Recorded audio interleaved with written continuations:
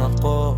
Kung ganyan lang pala, parang pwede mo kong itapong kapag may iba ka ng dala. Hindi ko akalaing sa dulo ng lahat ako pa yung magiging taong madaling kalimutan agad. Di naman ako naging importante sa'yo, kaya siguro ang dali mong bumitaw sa puso ko.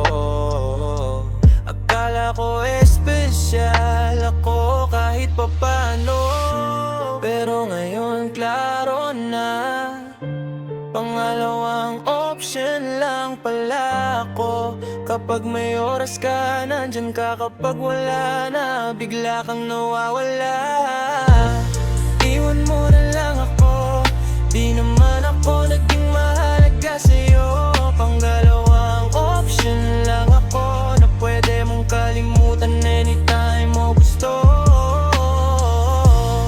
Iwan mo na lang ako, kasi pagod na rin ako sa ganito, sa pagbibigay ng lahat ng totoo sa taong di naman pala ako pinili ng buo. Masakit tanggapin na ganito tayo, na ako lang pala yung seryoso sa ating dalawa noon, habang ikaw naglalaro lang siguro sa mga desisyon mong hindi ako kasama sa plano. Akala ko kasi tayo talaga yung tipong ikaw at ako hanggang dulo sana, pero bakit sa bawat pagkakataon parang ako lang ang kumakapit sa relasyon?